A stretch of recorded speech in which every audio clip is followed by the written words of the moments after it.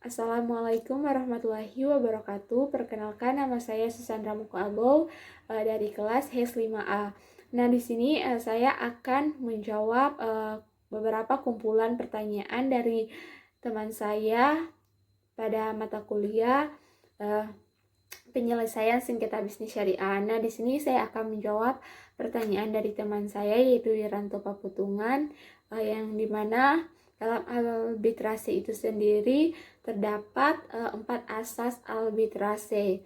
Nah, apa tujuan dari arbitrase itu sendiri? Nah, tujuan dari arbitrase itu sendiri ialah untuk menyelesaikan suatu perselisihan di dalam bidang perdagangan. Nah, dan untuk hak yang dikuasai sepenuhnya oleh para pihak tertentu. Nah, dengan mana mengeluarkan suatu tindakan yang cepat dan juga adil. Nah, selanjutnya pertanyaan dari teman saya Rama Setiawan yaitu unsur-unsur apa saja yang terdapat dalam putusan arbitrase sehingga para pihak dapat mengajukan permohonan pembatalan putusan tersebut. Nah, yakni unsur-unsur tersebut merupakan yang pertama surat atau dokumen yang diajukan dalam pemeriksaan setelah putusan dijatuhkan dan diakui palsu atau dinyatakan palsu. Nah, yang kedua ialah setelah putusan itu diambil ditemukan dokumen yang bersifat tersembunyikan oleh pihak lawan. Terus yang ketiga, putusan diambil dari hasil tipu muslihat dan juga dilakukan oleh salah satu pihak yang dimana dalam pemeriksaan sengketa. Nah, selanjutnya pertanyaan yang ketiga yaitu dari Faridawati Alulu, bagaimana cara penyelesaian sengketa bisnis dari sudut pandang pembuat keputusan. Nah, yakni yang pertama itu ada adjudikatif, nah yang dimana ditandai dengan kewenangan pengambilan keputusan dan juga pengambilan dilakukan oleh pihak ketiga dalam sengketa di antara para pihak itu sendiri. Terus yang kedua ada konsensual dan juga kompromi, yang dimana mekanisme penyelesaian sengketa secara kooperatif atau kompromi, dimana untuk mencapai penyelesaian yang bersifat win-win solution.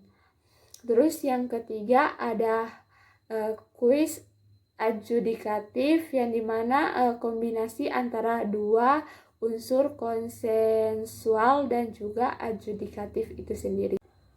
Nah, selanjutnya pertanyaan yang keempat dari Filiandi Nibawo, yaitu kelemahan dan kelebihan apa saja yang ada dalam penyelesaian sengketa melalui litigasi. Nah, yang pertama yaitu di mana ruang lingkup pemeriksaannya lebih luas. Terus yang kedua ialah biaya yang relatif lebih murah. Nah, kelemahan dari penyelesaian sengketa melalui litigasi yakni yang pertama kurangnya kepastian hukum. Terus yang kedua di mana hakim yang awam atau hakim yang biasanya pada dasarnya itu hakim itu harus paham akan semua jenis hukum itu sendiri. Nah, selanjutnya yaitu yang kelima ada pertanyaan dari Dwi Ayu, apa yang dimaksud dengan penilaian para ahli dalam Undang-Undang Nomor 30 Tahun 1999 tentang arbitrase. Nah, yang dimaksud dari penilaian para ahli itu sendiri ialah yang dimana merupakan suatu proses yang menghasilkan pendapat objektif, independen, dan tidak memihak atas fakta atau isu yang diperselisihkan oleh seorang ahli yang ditunjuk oleh para pihak yang bersangkutan tersebut. Nah, selanjutnya pertanyaan yang keenam dari Abdul Razak Oli'i, yaitu menurut Anda apa kelebihan dari negosiasi? Nah, menurut saya kelebihannya itu dapat kita lihat dari sebuah pendekatan kooperatifnya, yang dimana ia merupakan sebagai pemecahan masalah secara bersama, yakni menang sama menang. Dan juga dari pendekatan kompetitifnya itu yakni menang kalah, yang dimana menunjukkan jalan keluar yang bisa menyelamatkan muka lawan dengan menawarkan konsesi penghibur. Nah, selanjutnya saya akan menjawab pertanyaan dari Nadila Lahabu, yaitu kelebihan dan juga kekurangan dari arbitrase.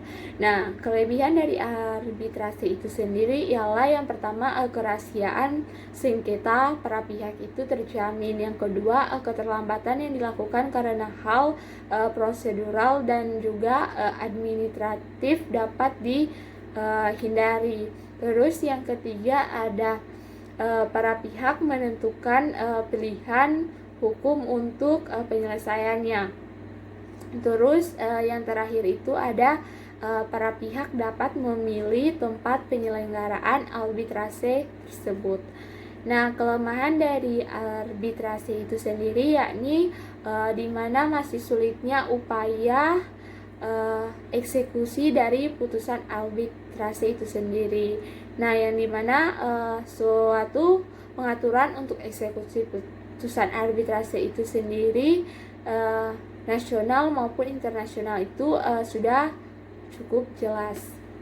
Nah, selanjutnya pertanyaan dari Zidan Ismail, yakni pada arbitrase apa saja yang harus dilakukan sebelum proses persidangan itu dimulai. Nah, yang pertama ialah pastikan terlebih dahulu perkara tersebut bukan suatu perkara perjanjian yang mengandung klausa arbitrase. Terus yang kedua, mempelajari secara cermat perjanjian atau akad itu yang mendasari kerjasama antar para pihak itu sendiri. Nah, terus pertanyaan yang ke-9 dari Afifa Asrin, yaitu asas apa saja yang terdapat dalam arbitrase itu sendiri, yakni yang pertama ada asas kesepakatan, yang kedua ada asas musyawarah, yang ketiga ada asas limitatif, dan yang terakhir asas final and binding. Nah, yang terakhir ada pertanyaan dari Purnamatina, ialah ketentuan umum apa sajakah yang terkait di dalam penyelesaian sengketa Undang-Undang Nomor 30 Tahun 1999. Nah, yakni yang pertama itu merupakan yang pertama ialah pemeriksaan sengketa itu harus diajukan secara tertulis. Nah, yang kedua, arbiter atau majelis arbiter itu terlebih dahulu mengusahakan perdamaian antar pihak yang bersengketa. Nah, terus yang selanjutnya ialah pemeriksaan harus diselesaikan dalam waktu paling lama, yakni 180 hari.